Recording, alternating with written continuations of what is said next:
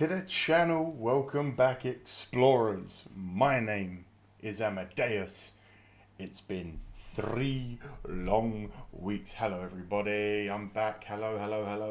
Anyone that is here still, hello. Let me just see what is going on with all the chats and whatnot. Let me sort this out.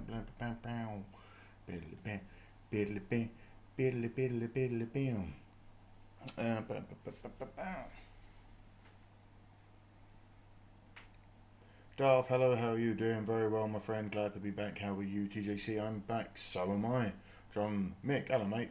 Welcome back. Not sure if I can be here today. Celebrating my 61st in Galveston, but extremely good. See you back. We'll definitely be on a race weight with them. The best to you and yours. You too, John. Happy birthday as well, mate. I don't know if you'll hear anything with the desktop audio, but let's see what we can do. Hey! Happy birthday, mate. It's been a while. Hello.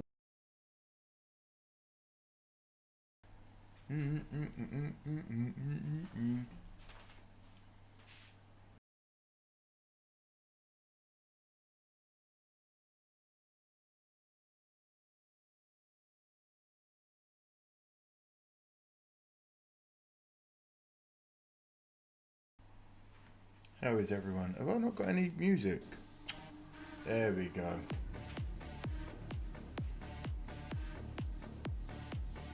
Right. Oh, good to be back. Happy to be back. Sunday we're at Chicago, I believe, for the street race in NASCAR. America faces off against Mexico in the Concacaf Gold, whatever it is. Hello, Darth, mate. How you doing?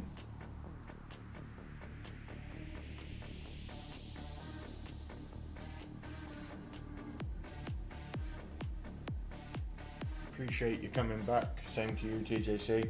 Anyone else that's here?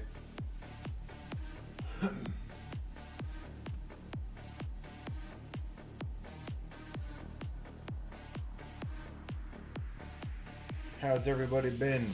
Hopefully not missed us too much.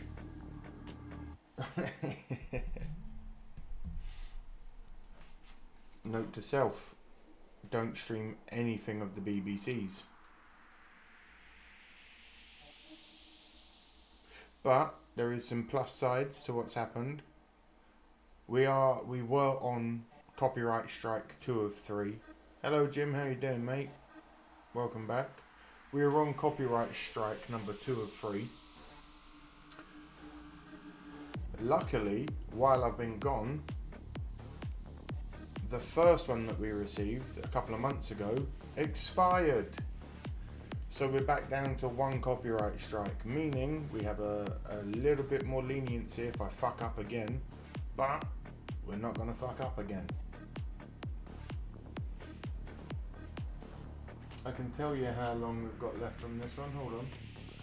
Doodly doodly doodly doodly. Beedly beedly beedly doodly. Beedly beedly beedly doodly. Let's have a quick little look here. That one. Bosh. Bosh. It expires in 68 days and then we'll be completely copyright strike free again. Matt, how you doing, mate? So one of them has gone, but the one that got us screwed 3 weeks ago, that's got 68 days left on it. Hey TJC, welcome back in, mate. How you doing? But that's good. So the channel is a little bit safe again.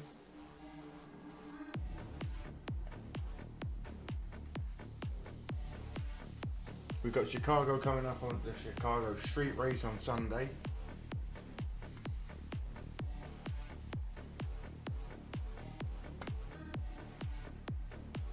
So all is good. Oh, seeing as the real ones that are here will want to know, we do have a moving date, so be prepared, explorers. We will be moving very, very soon. Mark it in your diaries. We will be moving the 26th. The 26th. Ain't nobody trying to hang out and no save our channel. There you go. Oh my god. I got to turn that one off. 10 months. What are you doing, you crazy, crazy man? What? Why? I don't deserve it.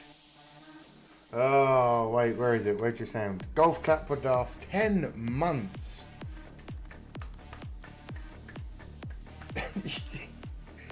I think you might be the longest intrepid explorer. Nearly a year. I've now got to keep going purely to get you to a year. Damn, what a good idea.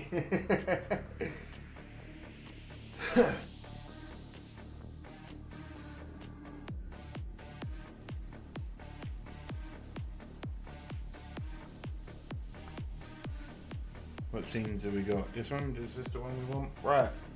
In that case, I think it's time for it's time. Ladies and gentlemen, it is time. 37-0. We come back to continue our kick-ass McStreakery. Where do I want to be? I want to be that big, but I don't want to be that far over. So there and there. There we go. Lovely. Oh, who wants a fire? Hello. Hiya. Can I quickly just have a quick... Yes, hold on everyone.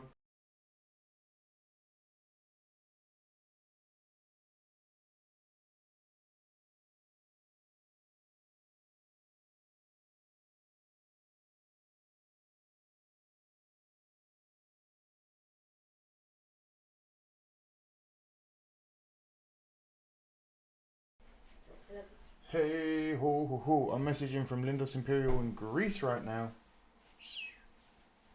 Mrs. Smoke. Many love. Get out of here, Jason. Get out of here. Right, we'll put that there. We'll make myself a smidge bigger. There we go. Right. Oh, these sunglasses. Oh, we've actually got... Yes. Wow, look at that. Welcome back. Ladies and gentlemen, who would I be if not a man of repetition and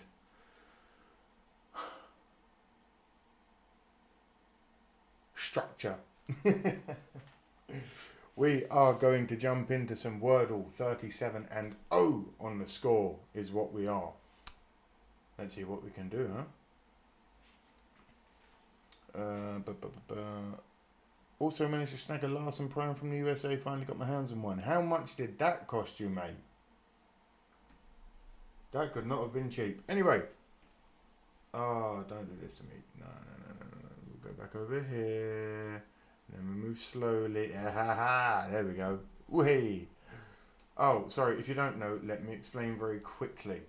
You've got 6 chances to guess a 5-letter word. If the word you put in has the right letters in the right place, they will go green. If the letters you put in have the correct letters in the final word, but they're in the incorrect position, they will go amber or yellow or whatever colour it comes up on your screen. I'm wearing sunglasses. Other than that, Cousin Matt, did you see last week's race? I did. I watched extended highlights of it. How the hell, very quickly before we get into the Wordillion, how the hell Kyle Larson managed to avoid that and still finish 17th is incroyable. Good race.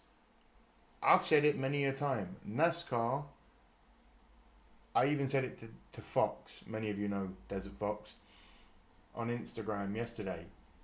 I'm not even one of these hardcore NASCAR fans. I'm not. I don't know all the ins and outs. I still don't understand a lot of it. I understand. But I love that every single week with NASCAR, it is anyone's game. Anyone. That's why I love it. I love it. Chicago is this Sunday, I believe. I will be doing the street race, I believe. So keep an eye out for that. Other than that, let me sort this out. Get that there. Do some of that. Right. First word of the day we're going for. power because I feel very strong. We're back. I have the power. Oh my God, when Piano went green, I nearly just fell over. My knees started wobbling, and not just because it was leg day today. Ho ho ho. P-O.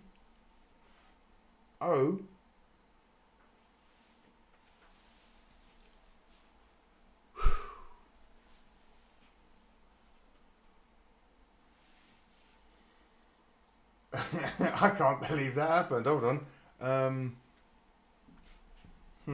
P-O-U-N-D,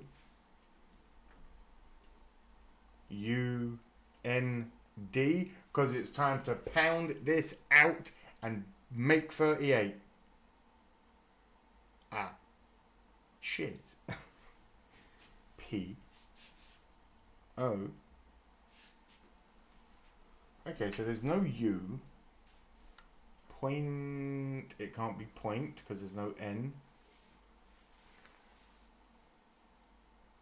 Can't be poise because there's no E.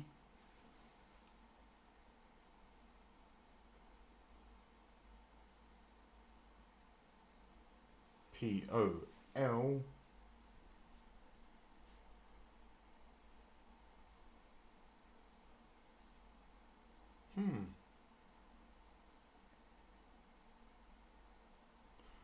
I also have to remember that the words are American spelt words, so I have to take out U's in certain places and change Z's and S's around sometimes. P-O.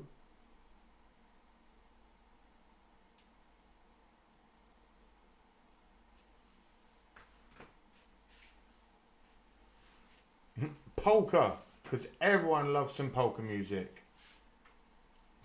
I'm just trying. Wow, there's no A, there's no L, no U, no E. There I was thinking I had it in the first one.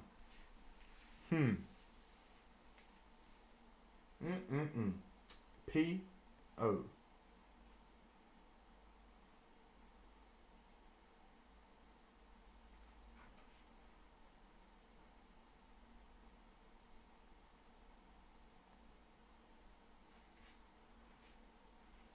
There's no D.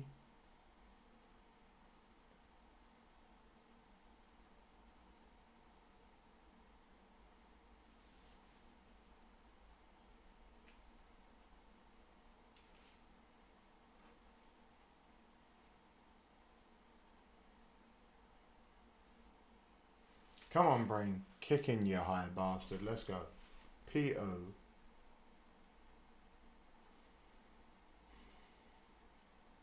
I will not lose on my first day back. It's not happening. So we'll be here for as long as we need to. Let me get rid of this quickly over here. Right, good. I'm still running well. Everything's still here. Everything's still good. We'll change that to that. Cool. Right.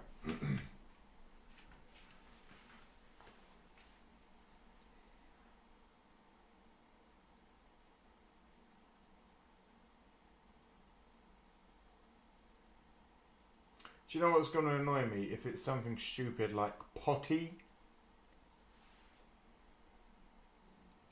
Okay, so we know it ends in Y.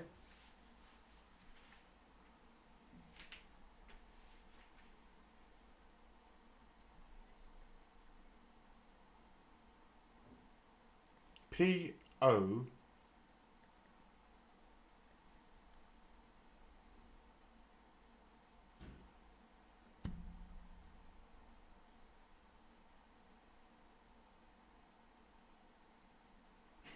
See, the thing is, in England, we have a word called poxy.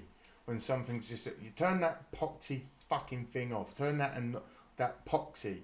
But it's 1X. My brain is like, what could this be?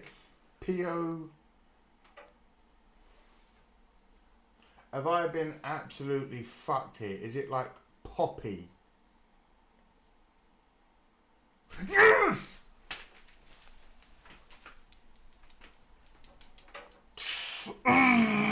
38 and oh, let's change that right now. back in it. We're back in it. We are back in it. There we go. Get some of that. Get them sound effects on. Whoop, wrong one. Yeah, why not? Hey, 38-0, unstoppable. It's incredible, ladies and gentlemen.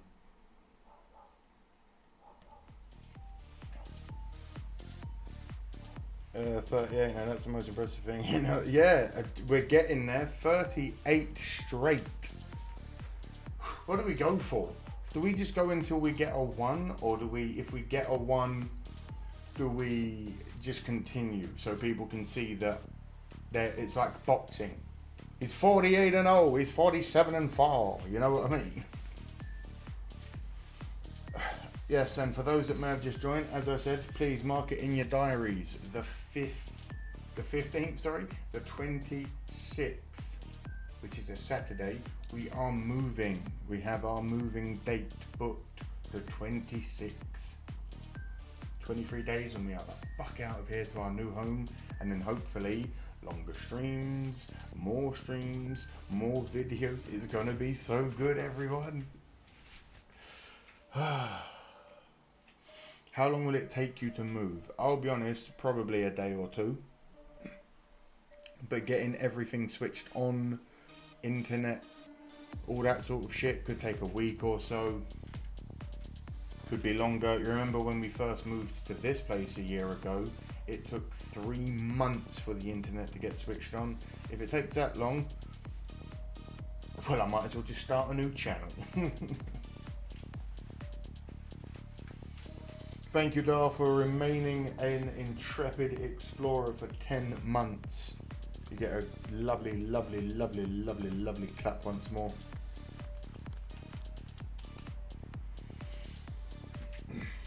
Go England for the Women's Euro from Canada. Hey, I'm here for it.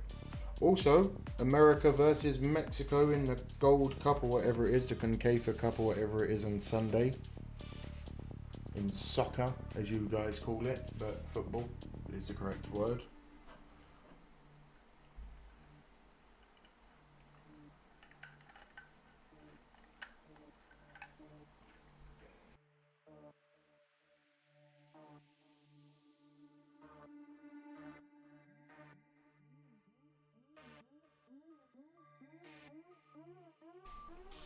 Don't worry, the mother base, as Mr. Smoker just lovely laid out there in the chat, the mother base, where we will operate from Explorers, by the time the internet is back on, there will be a brand new mother base in at least an 80% finished semblance of what it's going to be. So, that's lovely.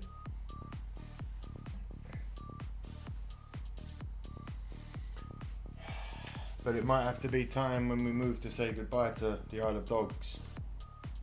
No, crazy, can't do that.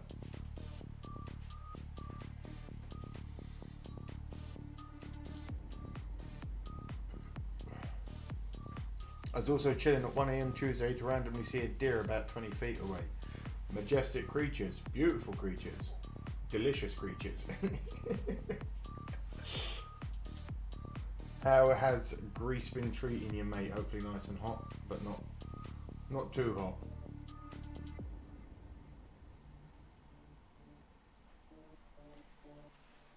Roger! Hello, mate. Checking in from Texas. Hope you and Mrs. Smoke have been well. Glad you're back. Can't wait for the next race. Sunday. We're in Chicago. My third motherland, maybe? I don't know.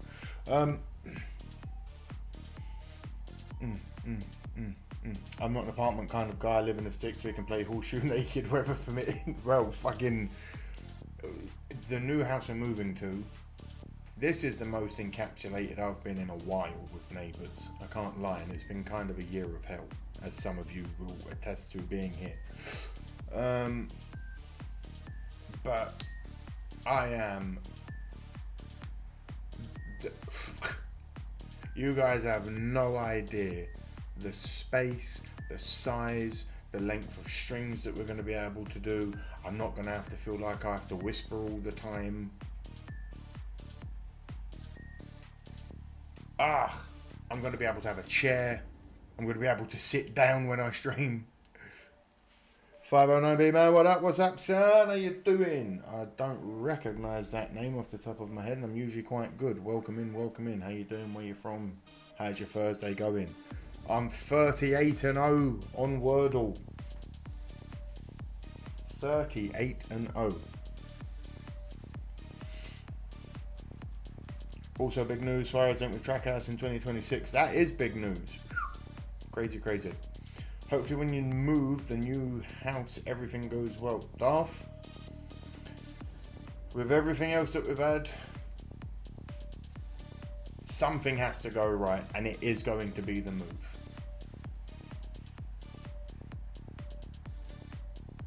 Yeah, we have like a fucking... We've got like... I think long, like width-wise, in yards, it's probably like a 25-yard garden in length, in width. It's like 25 by 25. It's a big garden. I'm going to feed birds. We're going to have plants. It's going to be fucking great. We're going to get baked out in the sunshine.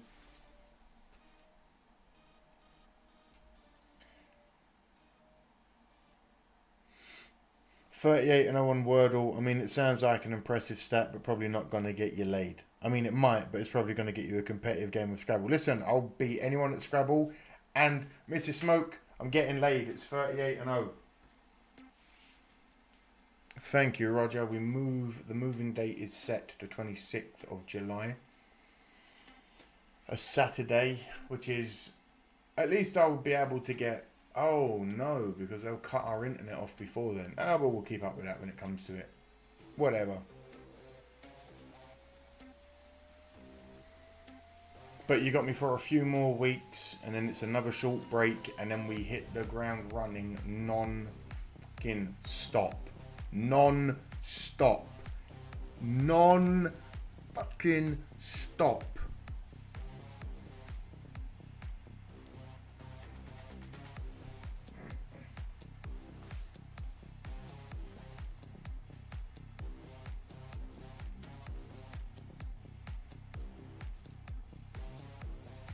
Yeah, if only, eh? Weird whenever you say, like, seaside. I suppose because it's the most famous seaside in the UK to most people. Good guess, but no.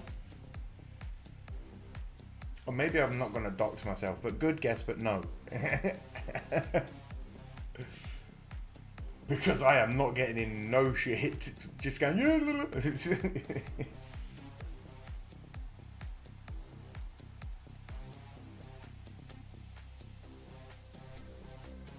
Hello. Hi. I was just like reading everything on my screen, and I just see you like slowly coming round the corner. Do I need anything? Honestly, I'm really enjoying just smoking. Hold on, everyone.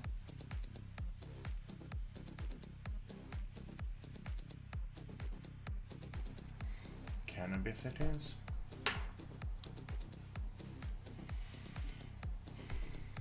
I also, listen. Oh, got to start that going. Oh, I don't have my 38-0 on record. I forgot to see. I'm out of touch. I'm not up to date. I knew there was something I've got to do, but now everything's recording as well. Shit.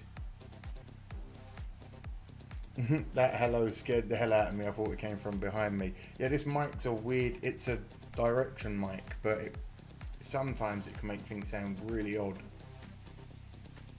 Right.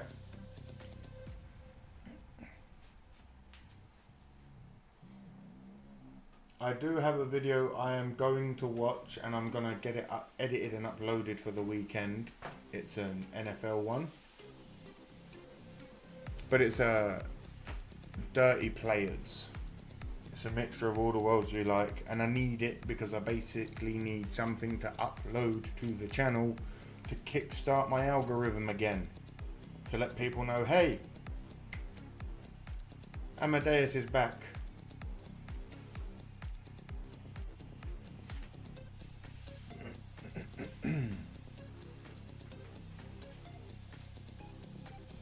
How about F1 highlights? I'll be honest, no. I had a chance, and I'm blaming Mrs. Smoke for this. I had a chance today, Explorers, to spend the day. Well, I say chance, she didn't even give me the chance. If she'd have just asked. Anyway, I could have been spending the day today with none other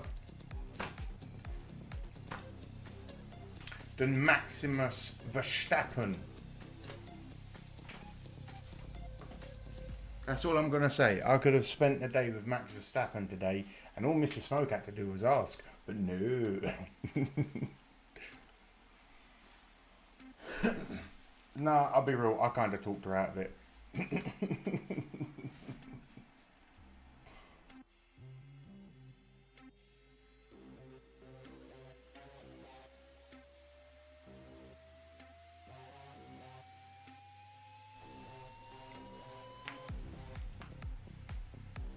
No. But that would have been. Listen, I genuinely spoke myself out of it. I like it here in Texas, right next to the Gulf of America. I love that, Roger.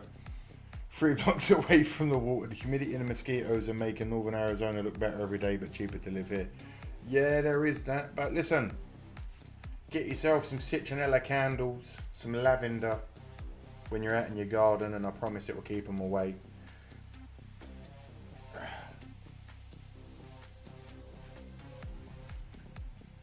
Or some good old cannabis smoke, that usually helps. But yeah, basically, with the whole Verstappen thing today, she was going to ask if I could go along with the people that we know that were going, because they would have been fine with it, genuinely.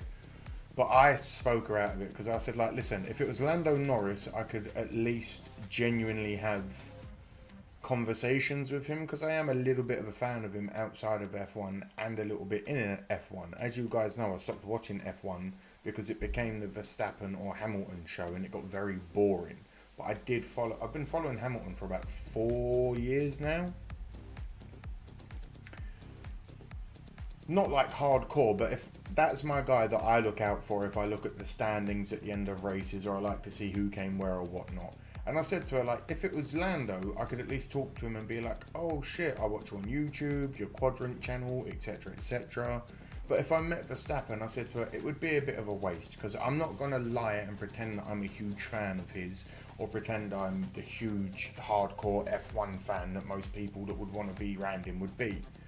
So I don't want to be like that person that takes an opportunity away from someone just to be like, oh, I've been around him, man, because I'm not that kind of person. I've been around celebrities far bigger than him. Not in that way, but like in a way of like, I don't want to be around him just for the clout or a photograph when I don't really know fuck all about him. I don't follow him in the sport. I know that he wins a lot, you know what I mean? But it'd be wasted, if that makes sense. Will you react to Days of Thunder? Darth, you have no idea. So here's what's going to happen. I have a new mother base. Because remember, where we are with this one. The wall is right there. We have a new mother base coming. And when it happens, I'm going to split the room in two. One side is going to be purely for this. Streams, green screens, all that good stuff, and the other side is going to be set up filming wise to do movie reactions and movie reactions only. Comfy sofa, some plants and shit maybe. Me and Mrs. Smoke are going to react to Days of Thunder. Trust me, that's one of the first ones we're doing, especially with number 2 coming. Think of all that revenue money we're going to make on the ads. We need it, we just bought a house, dear God.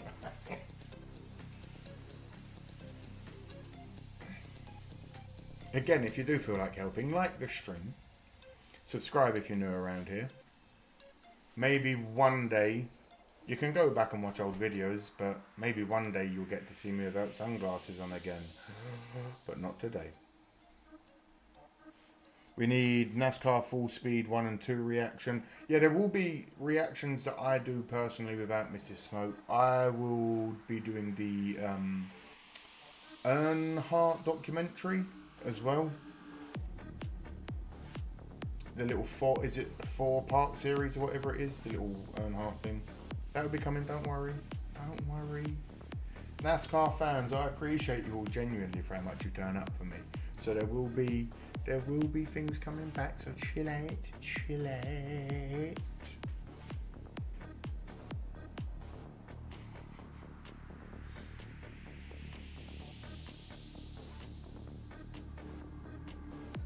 Yeah, and I think regardless of when I do it or whatever, reactions are, as I've found with my old reactions that I used to do and whatnot before I did streaming more because of us moving, people will watch the same reaction over and over, and it's not a bad thing because it's like they want to see how people enjoy stuff that they enjoy. I do it myself. Me and Mrs. Smoke love a few reaction channels, trust me. So it's like no matter when the Days of Thunder goes up, whether it's in a month or 2 months or whatever, there will be viewership for it because it will be there regardless for people to watch whenever they want. The same as with the Dale Earnhardt thing, even though we're technically late to it, if people see it, they're still going to want to see my reaction to it, I feel like.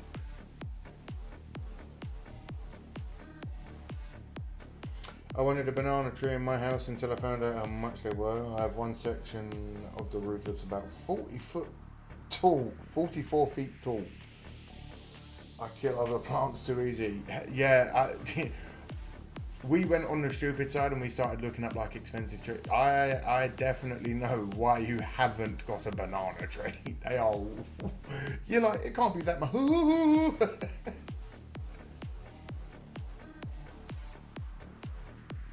May I ask, what was your favourite NASCAR race you've seen this season? Me personally, I'd say Atlanta last weekend was goated. Hello, Josh. How you doing, my friend?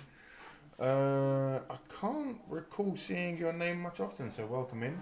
You may have been here before. It's been a while since I've been back. What's been my favourite? I got asked this a few weeks ago, and I feel like I'm sort of still in the same boat.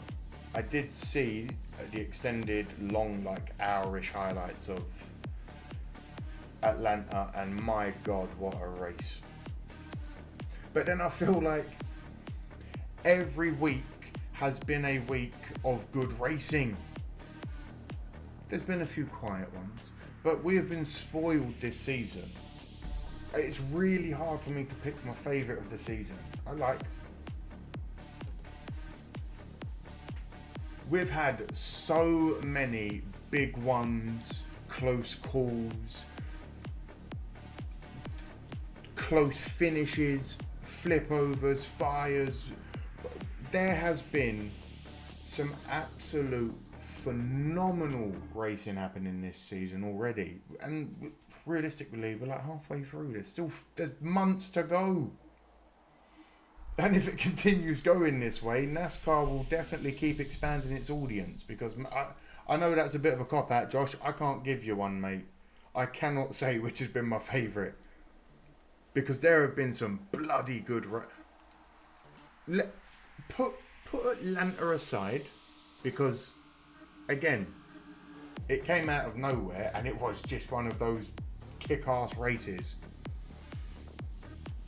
Atlanta out the way. Which race are you choosing for the season? See? And don't because you've genuinely got to think. It's already been quite a long season, and I don't want you just going, oh, have a think. Because the Explorers and me, we've had some crazy ones. Like, let's be real, you always get good at Talladega, you always get good at Charlotte, you always get good at, man. We've had some damn good races already this season. Courses of the America, as everyone knows, is one of my favourites. We still need a few more flips this season. TJ, you always want flips. 500 yards from where you can park the vehicle uphill to get to my house. Installation and labour was more than 50% of the cost. And they're cool. Yeah, they are cool looking, but they're expensive.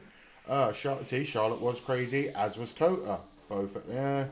Bristol says Jason, the Coke 600 was great, although painful. Hey, it could be worse. You could be a Joey Bugano fan or a Denny Hamlin fan. Let's be honest. Or if you're really weird, you could be a Danica Patrick fan, let's be honest. My favourite driver was beaten by from a guy that went from last to first. I remember an old emo band called From First to Last, if it's any. I'm a Larson fan, and weirdly, since becoming a Larson fan a year or so ago, he's been doing okay, but I seem to have bloody cursed him. He's had so many fucking crashes. And I know he's a give it all kind of driver, but man.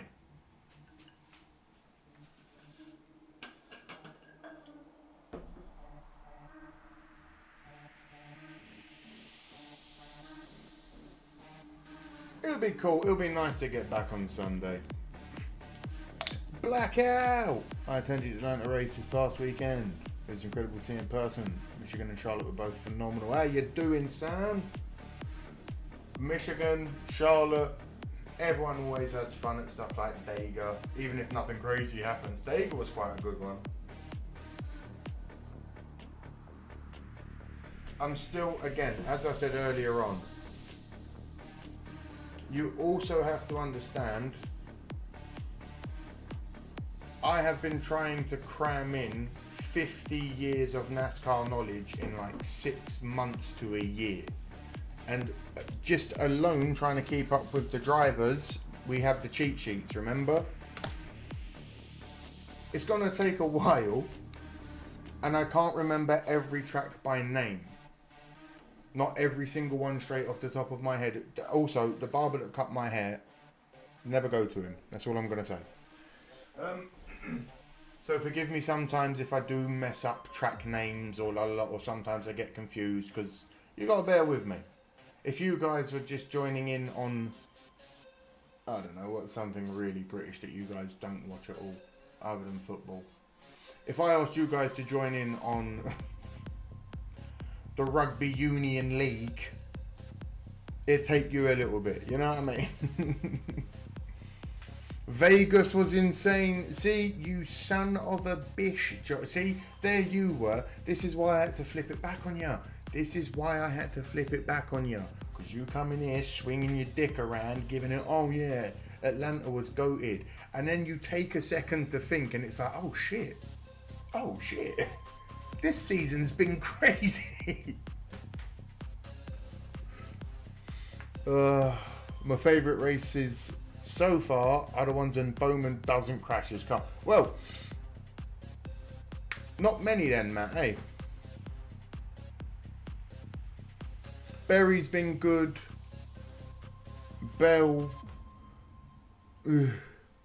As long as we just don't let like Bogano go again and win. You know what I mean? We got let Larson have a win. Let Larson have a win for a new fan who keeps following teams that don't win anything.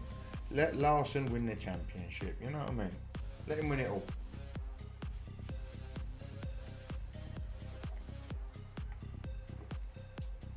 See, and this is the hardest thing for me, Jason, I'll be honest. I'm trying to learn so that I understand the history and that I don't piss off all the old heads and all that sort of stuff. Because even though a lot of you are understanding, there are the ones that the minute you say anything wrong or misspeak or misremember something, you get these fucking idiots. Anyway. But understanding all the history while trying to understand the modern era, all the new drivers, while understanding the legends and the history of the courses with the new courses that are no longer there. It's like, good God, there is a lot to take in. And sometimes a lot of people don't understand. This isn't the only sport that I'm interested in. NFL is my baby. So it's like, it's a new sport for me to learn. So... but Also, Briscoe winning Pocono. Yeah, that was cool. Yeah, that was a good one. Sure, used the dirt. Yeah, might have been bad, but he won. Hey, if you ain't rubbing, you ain't racing. If you ain't cheating, you ain't trying. You know what I mean? When I was a kid, there was no pit road speed. Stage racing could go on and on. Yeah. Imagine coming into the pit at 135 miles an hour and you're the pit guy just standing there like, please, please, please, fucking stop, please, please, please, please, please, please.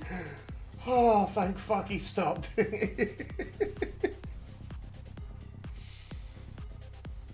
Right, there is something I do, like I said, there's something I want to watch. It's not NASCAR related. It is. It was uploaded 1 day ago, and I saw it, and I was like, "Oh, so I'm going to watch this on the stream, and I'm going to record it and upload it as a video for the channel again for the algorithm to let people know, hello, the 3 weeks is up, I'm back, hello."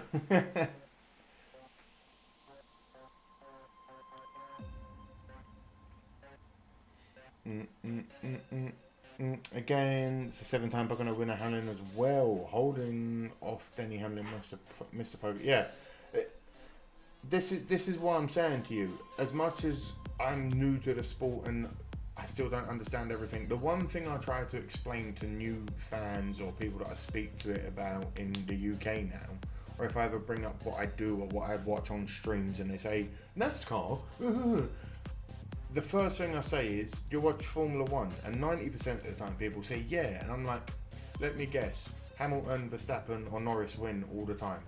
And they're like, yeah. I'm like, boring, innit? They're like, not really if you're a fan. I was like, yeah, but imagine you're not a fan. I said, NASCAR has this crazy in it to win it mindset that any week, anyone can win. It don't matter if you start 148th in the fucking pack, you have that chance to win. And it makes for an exciting time. Granted, there are boring races where it becomes no passing, no movement, pack racing, the up front are up front, and then you've got the middle pack that no one moves through. You know, there is that kind of racing. And those are the boring ones. But for 90% of the races, it isn't a set.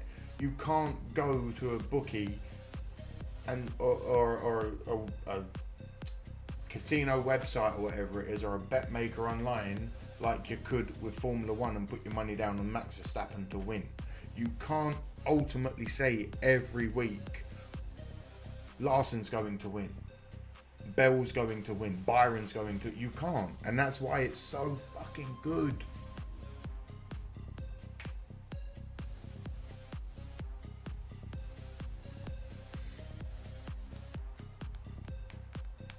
Totally different NASCAR, what we watched today. Good afternoon. NASCAR, oh, did you say hope you were? I remember that. Also, they used pit road to avoid crashes and they could come down the pit road at track speed. I remember Larson hitting them barrels at Miami in 20. Yeah, I've seen that. Imagine F1 at Daytona, Talladega, or Atlanta. Oh, there goes Stroll over the catch fence. It would be Stroll of all people.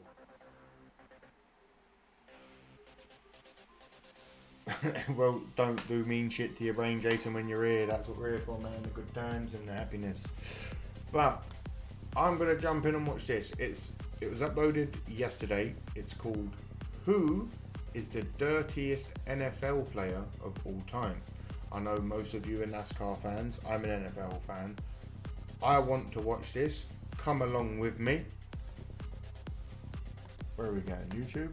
Yeah, let's go YouTube. Silence. Football is a dirty game. Shh, shh, shh, shh. Shouting at me, you mug. I'm going to do it as if I'm introducing myself to a video, and at the end I will say have a great day, be well, bye bye, and walk off screen. It doesn't mean I'm gone.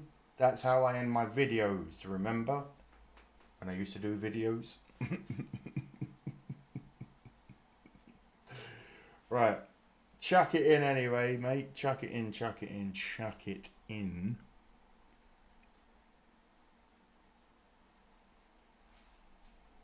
Or do I want to go to... No, we don't want the NFL one. NASCAR? No, but the blur and mute are there. We'll do it on this one.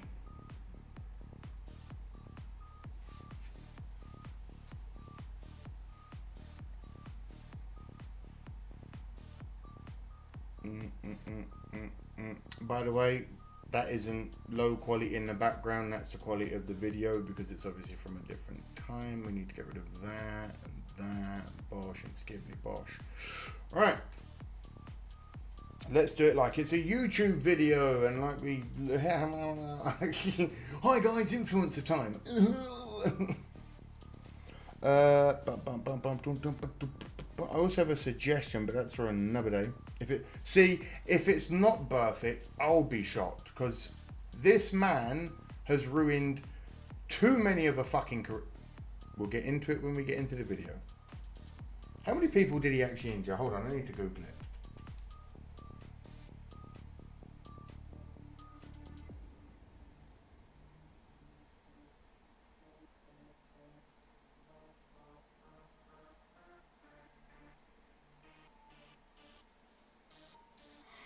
In the game, Burfict made 6 tackles in a 24-16 win. During week 4 against Indianapolis Colts, Burfict made a helmet-to-helmet hit on Jack Doyle and was ejected from the game.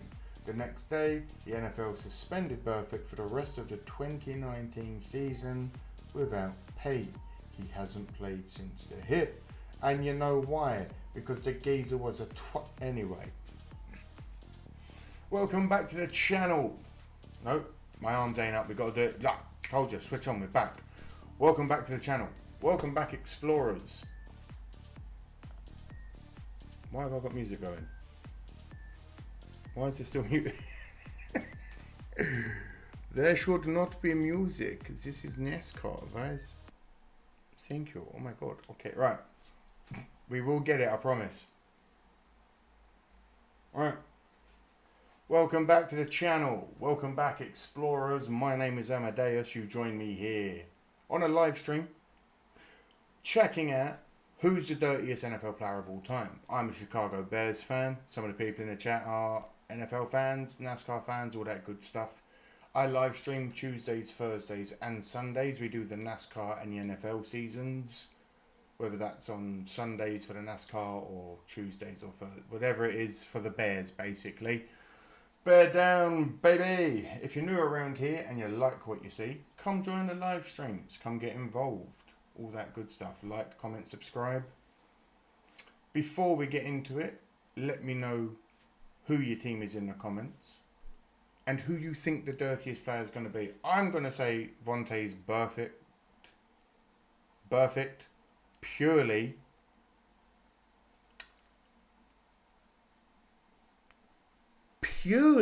for the fact that the guy, we just read it.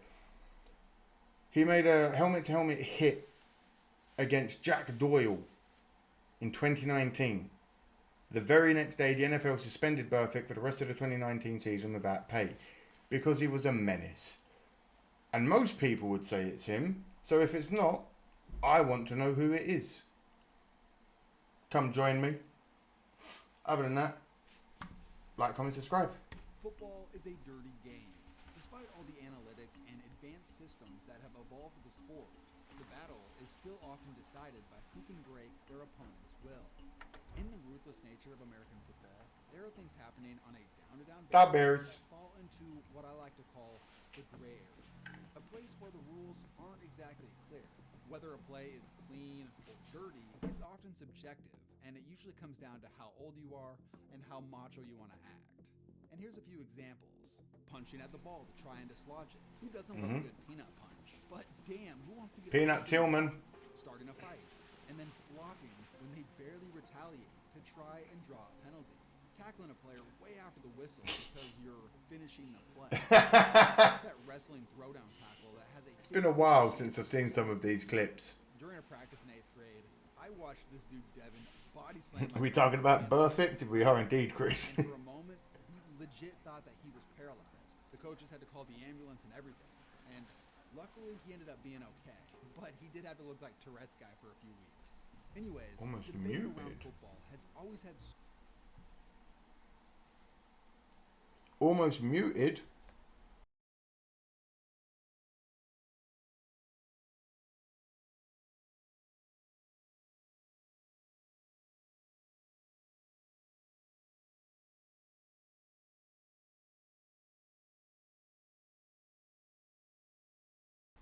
Yeah, I'll give you that. I'll turn it up a smidge. Let me know now. Let me know now. Let me know now. much to do with violence. With every rule change made in favor of protecting players, a certain number of people respond negatively, saying the game has become too soft. So, what exactly constitutes a player who's dirty versus someone who's just tough and hard-nosed? Well, let me take a crack at it. I've come up with 3 dirty archetypes, if you will. And all these archetypes are very closely related and can cross over with one another. The first archetype we will go over is the headhunter. My objective in tackling someone was to put them out of that game. I didn't want to injure them, but I wanted. Is it all good now? Everyone can hear a bit better now. Play next week, but that was my objective every time I tried to tackle somebody. James Harrison is straight up one of the most intimidating players in NFL history. His career can be thought of in 4 different eras, the first of which is the survival era. Initially, Harrison was an undersized and undrafted linebacker who fought for years just to be on an NFL practice squad.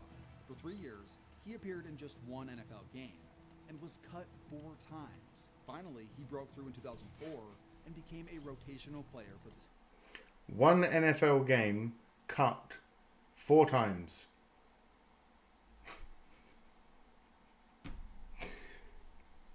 Steelers. This is when he entered his second era, the rise to stardom. This is where he made his journey from rotational player to the Defensive Player of the Year in 2008. And in that year's Super Bowl, he had one of the greatest plays we've ever seen. After reaching the pinnacle of football, Harrison continued to dominate. However, he did start to build a reputation for personal fouls. This is where he entered his third era, becoming a villain. In 2010, Harrison racked up an estimated $120,000 in fines. He had numerous moments, like flipping Vince Young, the late hit on Drew Brees, and spearing Ryan Fitzpatrick. These all added fuel to the fire of Harrison's reputation as a dirty player. But his game versus the Browns on October 17th. Listen, I'm a man of rugby background. I understand aggression. I understand getting to the ball. I understand tackling like you're meant to tackle.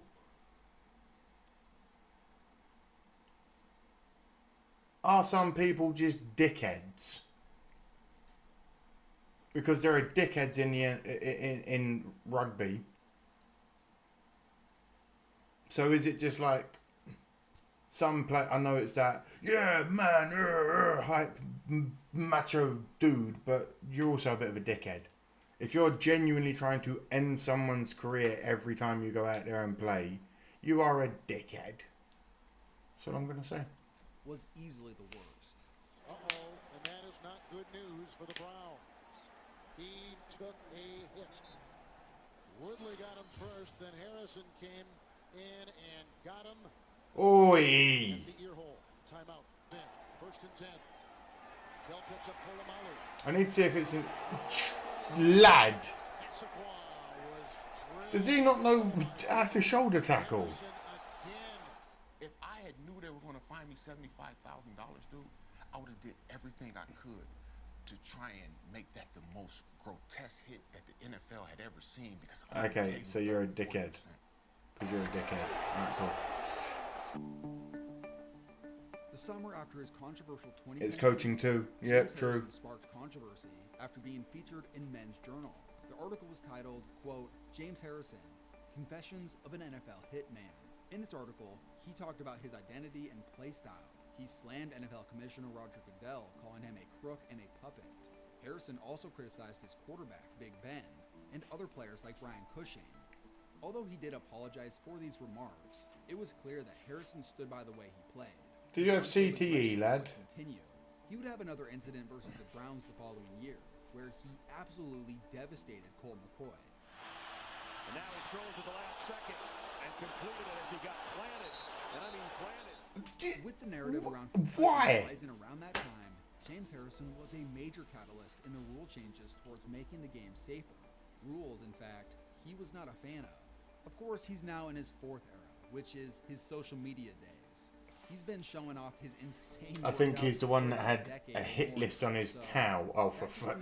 That's kind of cool. Now, even though James Harrison is a famous recent example of a headhunter, he's certainly not the most notorious headhunter in NFL history. I made a video on the Soul Patrol, the legendary Raider secondary during the 70s, about a year ago. And for this next player, I'm going to let... They need to bring back giving, play, which has like, to do teams with cool secondary's nicknames. most intimidating player. Jack Tatum. Drafted by Oakland in 1971, Tatum immediately Yeah, made his I presence know of Jack he drew Tatum. comparisons to Dick Butkus following his first game due to knocking out 2 Colts tight ends. This set the tone for the rest of his career. Known as the Assassin for his Again, aggressive and very physical different style, era of ball. Tatum was a 3-time Pro Bowler, and Tatum's style of play was controversial at times, as he was involved in several incidents that sparked debates about player safety in the NFL. Oh, that was a high clothesline, my bro. Countless examples of these hits, one stands out above the rest. On August 12, 1978, Tatum delivered the hit that would make him infamous during a preseason game against the Patriots. I think everyone who's seen hard hits knows this one. The intended receiver is Darryl Stingley. The man he ran into was Jack Tatum. And Stingley Yeah, was down. I think everyone In the preseason knows game versus the Patriots, Stingley. Jack Tatum made a hit on wide receiver Darryl Stingley that left him paralyzed. Tatum later said that he had made a hit like this thousands of times in practice, except this time the hit caused irreversible damage. This hit changed the course for a few things: the lives of both Tatum and Stingley, as well as the direction of safety for the NFL. What team does Stingley's son play for now?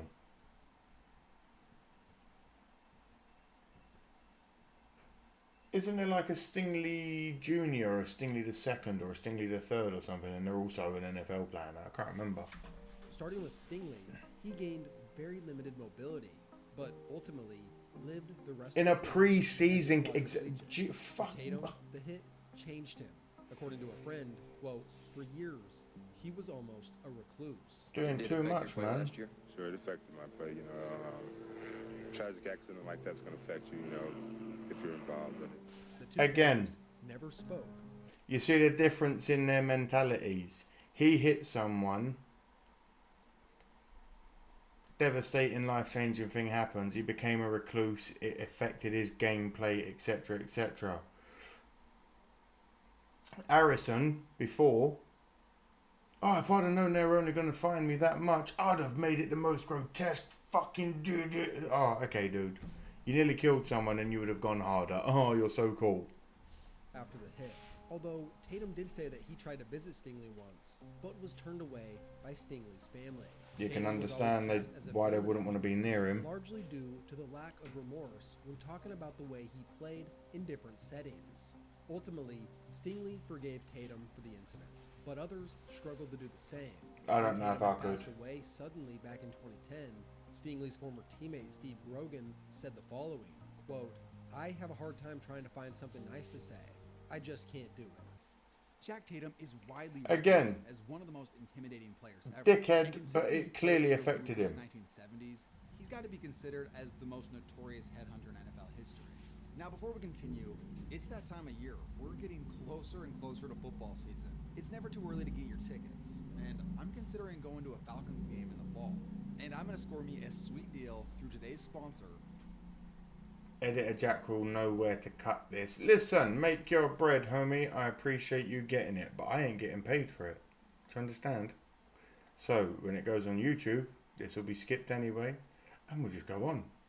type in this video. I like Make to that call bread, him homie. the antagonistic asshole. This is the type of dude that is Hey, Mick, how you doing, son? But when it comes to the way they play, there are some differences. Oh. Like Hunter tends to come off as cold-blooded. Happy has birthday, a mate. Do what I gotta do attitude. The antagonistic asshole tends to come off as rather proud of the way he plays.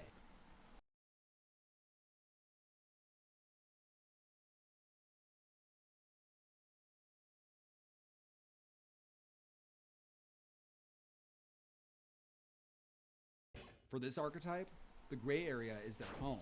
Side note, please forgive me on the way I pronounced Dobler's last name, as I did record this previously and didn't realize the way I pronounced it until afterwards. I don't know if I ever really broke rules. I think that I was a master at playing in the gray area of every rule ever made. Back in 1977, Batman, Conrad Dobler, was dubbed Pro Football's dirtiest player by Sports Illustrated because he did stuff like this all the time. Comes a good right. Oh, That was a straight up haymaker hook. I tell you, he's a mean. What stands out about Dobler was that he played in an era where football was basically legalized fighting. Brawls broke out all the time. Dudes were taking people's heads off. And Dobler still found a way to receive this moniker as the dirtiest in the NFL. Dobler famously used tactics such as stepping on opponents, eye gouging, gut punching, head slapping, finger biting, and leg whipping. You know, Who is the dirtiest NFL player of all time, Nick? like this, but I always thought we should have gotten points for that because I thought those were great athletic moves. Conrad Dobler fought every day in practice for at least 3 years. I never saw anything like it. He fought every day, and he fought anybody that got in his way, and he did that until he developed into a good football player. This quote is perfect because it gets into the weeds of how a player develops into the asshole. When the game requires this much athleticism, skill, and strength, and you don't measure up, you're often going to find other ways to survive. Here's a quote from an ESPN article that talked about Dobler's line of thinking after he was cut and brought back as a rookie. Quote, "It was then that he stumbled across what he considered the keys to professional football. He realized that you do not play it. You just survive. So in the interest of survival, he created a monster. To put it simply, there are two types of intimidating players. You have the Lawrence Taylors of the world, and you have the Conrad Doblers of the world. The Lawrence Taylors of the world will just dominate you in every way, and there's just nothing you I also did a reaction to LT. That's on my channel somewhere. Whereas the Conrad Doblers of the world will punch you in the chest if you try to swat down a pass. When I jump up to try to knock down a pass, the solar plexus is just so inviting. The goal of a guy like Lawrence Taylor is to dominate you. The goal of a Conrad Dobler is to to hurt get under you. your skin. And Tom Banks starts yelling, "You made him cry, you made him cry." I said, "Hey, would you calm down? I got him right where I want him." And Dobler's most famous example of getting under another player's skin came against Hall of Famer Merlin Olsen.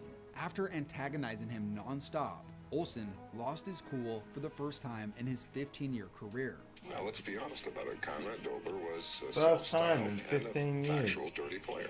That was his way of compensating for a lack of some basic skills. Merlin lost his poise, and that's what bothers him more than anything else. Now, maybe it's because of the era he played in, but I think Dobler is seen mostly in a positive light by football fans today.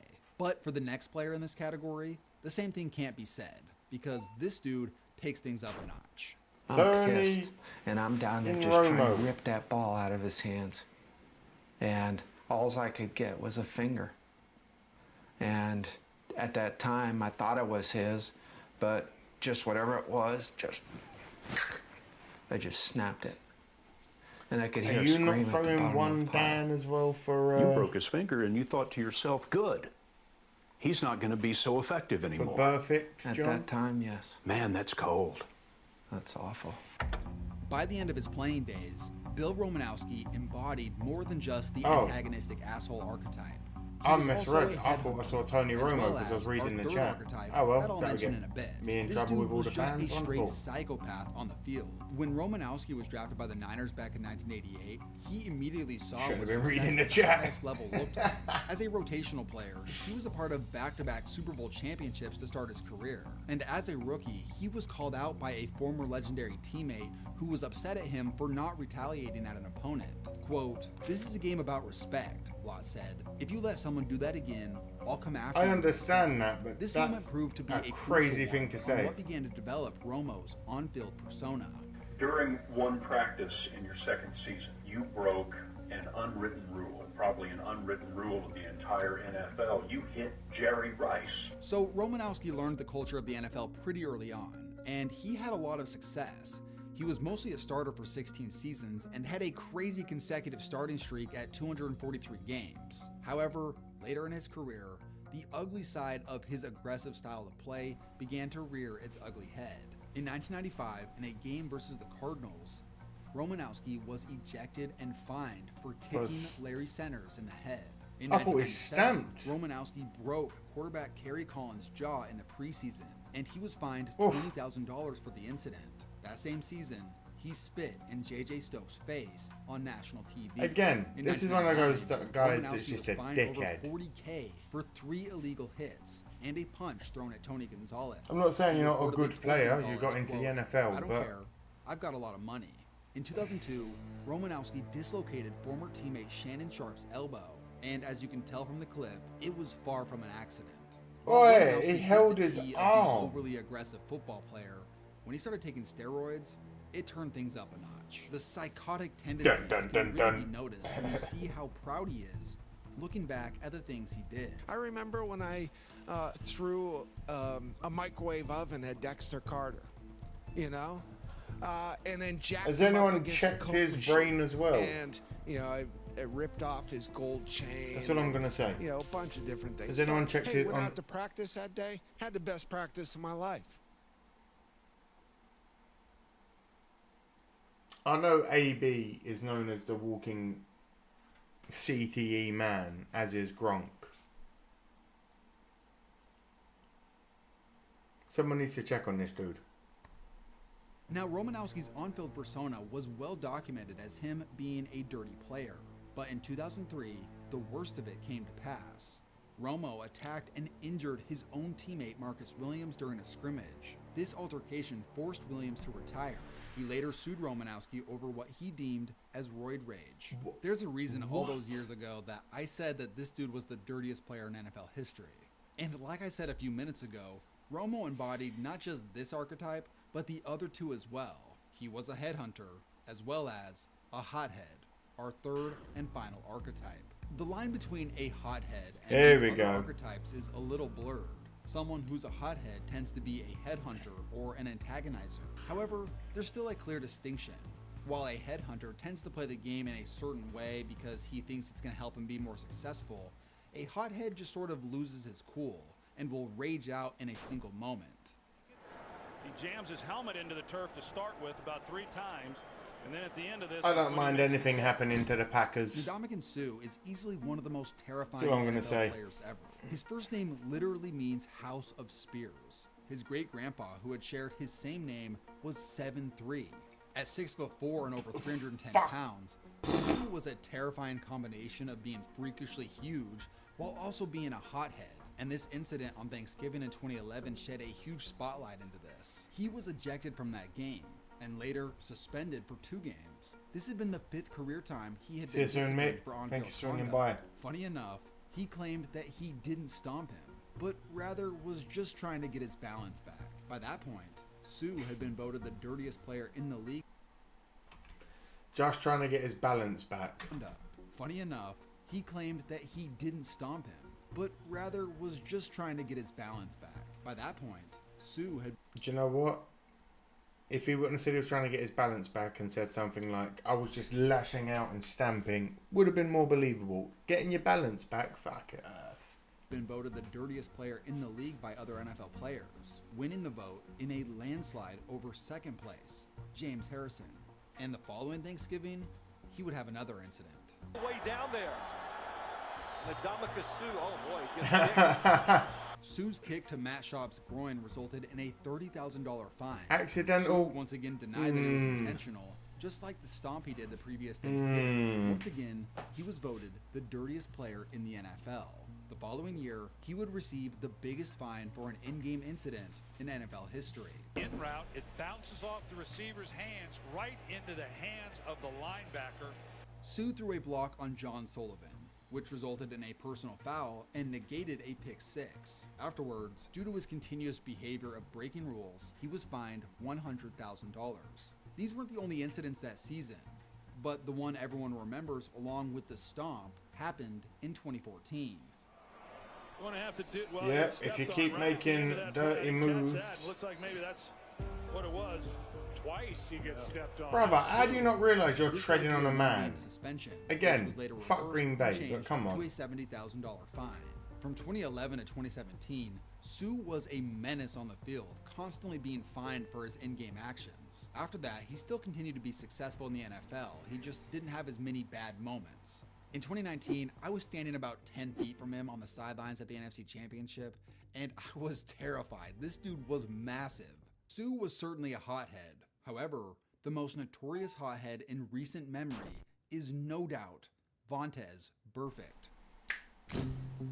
As a former five-star prospect that went to Arizona State, Burfict became known for his physical aggression while in college. But he did cross the line into dirty play all the time. All the time. His He was a college coach dickhead, said man. he had never seen so many fights caused by one player.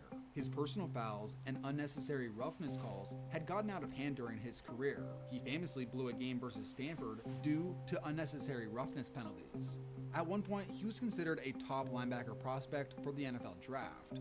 But after a lot of these incidents that happened in college and other off-the-field issues, as well as a poor combine performance and disastrous Okay. When I do my 40 video, I have to be faster than Vontaze Burfict. Wait, what did he weigh at his combine? Burfict.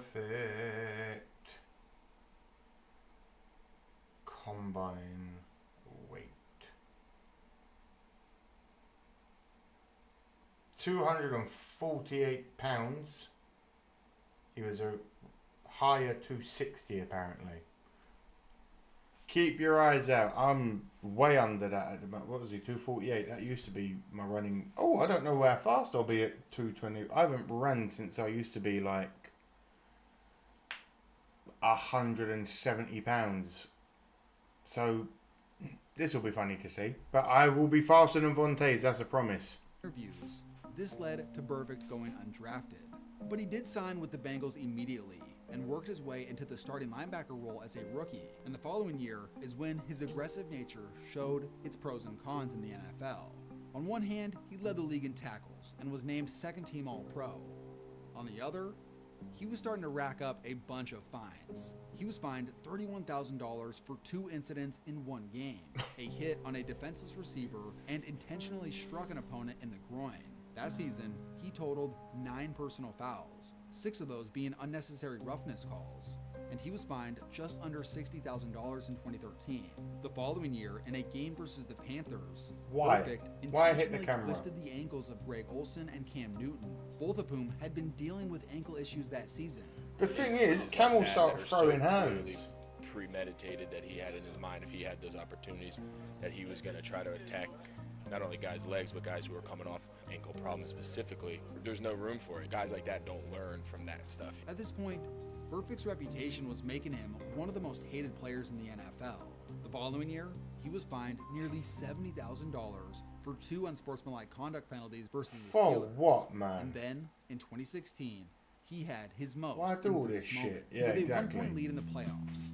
And in This a favorable situation, was the Bengals unnecessary, just needed to hold the Steelers to less than 15 stupid, yards and keep them in and bounds since they had no timeouts. But after you don't an overtime deserve by Big Ben, to play Burfict anymore, man. laid a devastating hit on Antonio Brown. It seemed like 2 Vontaze perfect. And That is the thing that made AB the way he's become. We all know this. The erratic changes in AB's personality following the hit.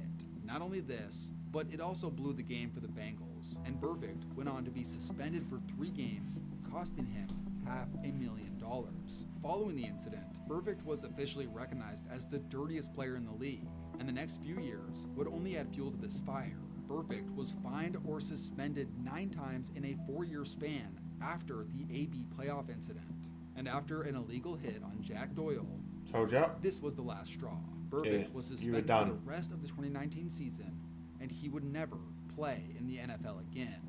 Now, one of the most satisfying things in sports is when one of these bullies gets bullied, or a player like this gets a taste of his own medicine. That direction, dumped it off to Bell, who got a big block from Schuster, flattened Burfict. I give Juju his dues. Go subscribe to KTO. I just did, so you can too. There you go, look, just subscribe, la la la la la. You can too. Thank you for making that KTO. if and when this does go on YouTube. Let me know if you agree with who the dirtiest is on this list. Let me know who they missed, if anyone. Other than that, have yourselves a great day. Be well. Like, comment, subscribe, and bye-bye. Right.